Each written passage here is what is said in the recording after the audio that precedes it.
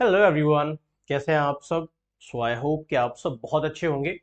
मैं हूं आपका मेंटर अविरल विश्वकर्मा और अक्सर आपके साथ उपस्थित हो जाता हूं बहुत सारे इंफॉर्मेशन के साथ, कुछ छोटी छोटी मगर मोटी बातें जो हमारे आसपास घटित हो रही होती हैं और हमें उनके बारे में नहीं पता होता। सो वो इंफॉर्मेटिव होती है हमारे जीवन के लिए भी और हमारे एग्जाम के लिए भी। तो ऐसे ही आज एक मुद्दा है, आज एक जो पॉइंट है आकाशीय बिजली से संबंधित है। अभी अभी इस सेशन के बारे में हम बात करेंगे और क्या है, कैसे आकाशीय बिजली आखिर गिरती कैसे है, आखिर क्या प्रक्रिया होती है और अभी मैं ये न्यूज क्यों बता रहा हूं आप लोगों को या क्यों इंपॉर्टेंट हो जाएगा, इसके बारे में भी हम लोग बात करेंगे। तो अगर देखा जाए, थोड़ी सी बात की जाए तो सबसे इंपॉर्टेंट है कि आखिर मैं क्यों ये बात कर रहा हूं। बात इसलिए कर रहा हूं क्योंकि अभी अभी कुछ राज्यों ने ये मांग की है कि जो आकाशीय बिजली है, आकाशीय बिजली की गिरने से बहुत सारा नुकसान होता है, कई बार बहुत सारे लोग मर जाते हैं या जो घरों को नुकसान होता है, जहां किसी बिल्डिंग पर गिर जाए तो उसको नुकसान होता है। तो इसे भी जो एक आपदा, प्राकृतिक आपदा है, उसमें शामिल कर लिया जाए ताकि इसमें भी जो इसके जो प्रावधान है, मीन्स उसमें शामिल कर लिया जाए ताकि इसके होने वाले नुकसान के रूप में भरपाई की जा सके, सरकार हेल्प कर दे उन लोगों की या उन संस्थाओं की जिनका नुकसान इससे हो रहा है या होता है कई बार।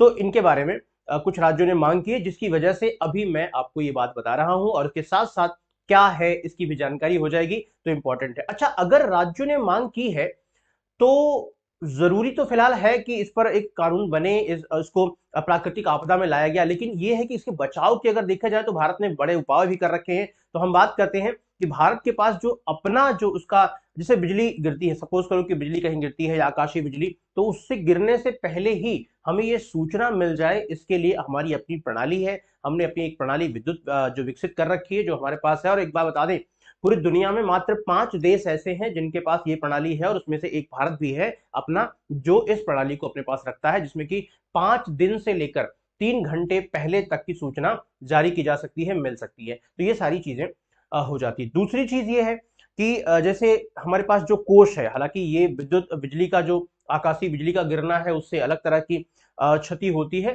और भूकंप से भी क्षति होती है, लेकिन जब हमारे पास भूकंप शमन कार्यक्रम के तहत 5 करोड़ का जो कोष है, उसमें से इसमें जो आकाशीय बिजली से जिनका नुकसान होता है उनको भी ये भरपाई की जाती है, उनको भी उसके बदले जो है जो उनका नुकसान है वो मिलता है, तो वो सरकार देती है, उसमें कोई समस्या नहीं। तो ये तो रही कि हमने इसे क्यों आज मुद्दा बनाया है आपके लिए, छोटी छोटी बातों में हम क्यों लेकर आए हैं। और दूसरा पॉइंट ये कि अगर हम इसे लेकर आए हैं तो थोड़ा सा डिटेल में समझ लेते हैं कि आखिर है क्या आकाशीय बिजली।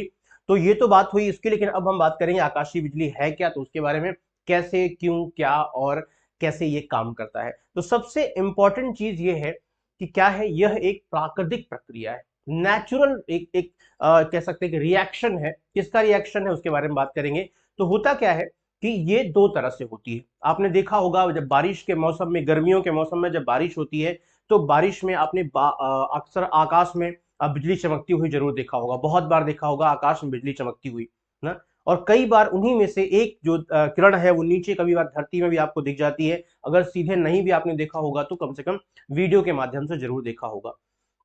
तो ये जो आकाशीय बिजली है, यानी कि जो आकाशीय बिजली वो दो तरह की होती है। एक तो ये कि जो आपको आकाश में चमकती हुई दिखाई देती है, प्रोसेस दोनों का सेम है, प्रोसेस दोनों का सेम है, बस एक आपको आकाश में ही चमक जाती है, वहीं दिखाई दे जाती है, और एक आपको नीचे पृथ्वी पर आती हुई दिखाई देती है। एक्चुअल में क्या प्रोसेस होता है, क्यों ऐसा होता है? आप जानते हैं कि बारिश कैसे होती है, जो पानी है वो वाष्पित होकर ऊपर जाता है। अगर हम बात करें यहाँ पे, अगर इंफॉर्मेशन की बात करें तो दो प्रकार की होती है। एक तो बादलों से बादलों के, कैसे ना बादल टकराते हैं, बादल एक्चुअली में नहीं टकराते हैं। ठीक है, बादल क्यों टकराएंगे? तो बादल से बादल के बीच में तो यानी बिजली जो वहीं रह जाती है, और एक होती है जो पृथ्वी पर आती है। आपको बता दें, बादल से बादलों के बीच में जो बिजली उत्पन्न होती है, इलेक्ट्रिक करंट उत्पन्न होता है, वो नुकसान नहीं करता क्योंकि सिर्फ दिखाई देता है। वो उससे मानव जीवन को बहुत नुकसान नहीं होता क्योंकि पृथ्वी पर नहीं आ पाती वो। लेकिन जो बादल से पृथ्वी पर जिसका कनेक्शन हो जाता है वो नुकसानदेह होता है, जीवन के लिए बड़ा घातक हो जाता है। एक्चुअल में 165 मीटर जितना हम ऊपर जाएंगे, हर 165 मीटर पर 1 डिग्री सेल्सियस तापमान घटता जाता है।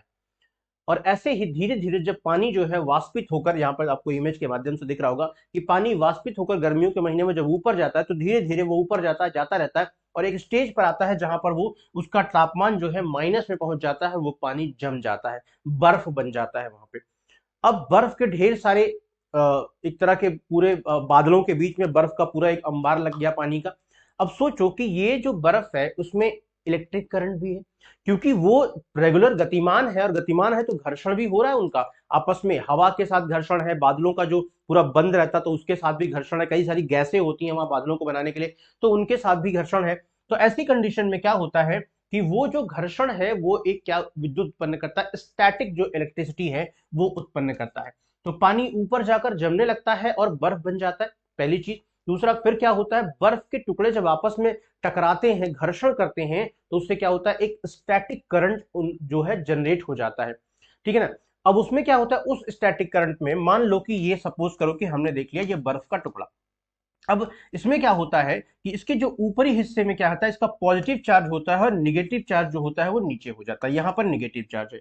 अब अक्सर आपने देखा होगा कई बार एक वीडियो कई बार आपने देखा होगा, या करंट कई बार जब हाई वोल्टेज तार होती है वहां जब उसे बीच से काट देते हैं तो वो अपने अगले पॉजिटिव की तरफ वो एक इलेक्ट्रिसिटी रे जो है आपको नजर आती होगी, कई बार आपने देखा होगा ना। हमेशा ऐसा होता है कि जहां पर निगेटिव एंड पॉजिटिव मिलता है वहां पर एक आग का गोला टाइप निकलता है, या वो रे जो है उसकी तरफ आकर्षित करती है। तो अब ये नेगेटिव चार्ज जो यहाँ पर बन रहा है उस जो बर्फ के जो बना हुआ है पानी का जमा हुआ हिस्सा है, क्योंकि वो अगर अब यहाँ क्या होता है, कभी यहाँ बादल तो लगातार चल रहे होते हैं, उड़ रहे होते हैं, या मतलब कि ये भी पूरा गतिमान होता है।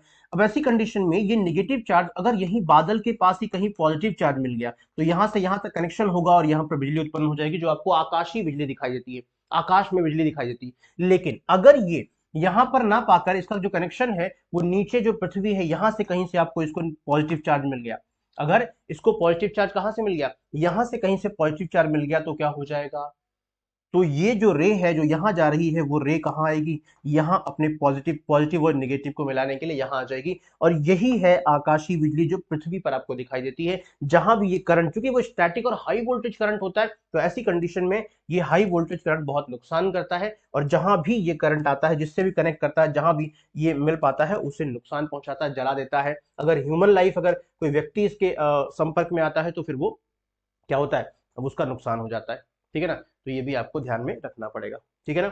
ये सारी चीजें हैं। अब देखो यहाँ पे लिखा हुआ है, इस नेगेटिव चार्ज को जहां भी पॉजिटिव चार्ज मिलता है वहीं कनेक्ट हो जाती है, तो जहां भी पॉजिटिव यहां मिलेगा तो यहां कनेक्ट होगा तो रेज निकलेंगी, बिजली चमके चमक निकलेगी, और यहां मिलेगा तो यहां मिल जाएगी, तो ये पृथ्वी पर आती है, तो ये बिजली जो कहते हैं ना आकाशीय बिजली गिरी। तो गिरने का मतलब वो जो जहां से कनेक्ट होती है किरण, उसकी जो रेज है तो वो ऑटोमेटिक इलेक्ट्रॉन्स, तो फाइनली यहाँ पे क्या होता है, चमक उत्पन्न होती है, और यही आकाशीय बिजली के रूप में जानी जाती है। तो फाइनली ये आपका प्रॉपर एक जो प्रोसेस होगा जिसके बारे में हम लोग जानेंगे। और फिलहाल तो आज के लिए इतना ही जो आपके साथ में साझा कर रहा हूं। आई होप कि आपने इन्फॉर्मेशन को अच्छे से समझा होगा, जाना होगा। ऐसे ही बहुत सारी इन्फॉर्मेशन के लिए मैं आपके साथ जुड़ता हूं और आपको प्रोवाइड कराता हूं ढेर सारी इन्फॉर्मेशन। तो अगली बार कौन सा मुद्दा होगा, कौन सा पॉइंट होगा जो मैं आपके साथ साझा करूंगा, उसके लिए आपको क्या करना पड़ेगा, आपको इस चैनल को रेगुलर सब्सक्राइब कर लेना होगा और नोटिफिकेशन जरूर ऑन कर लीजिएगा, ताकि जैसे ही मैं कोई वीडियो लेकर आऊं तो आपको दिख जाए, ठीक है ना। तो thank you so much, bye bye, मस्त रहिए, खुश रहिए, मुस्कुराते रहिए, और चैनल को सब्सक्राइब एंड बेल आइकन को आपने दबा ही लिया होगा।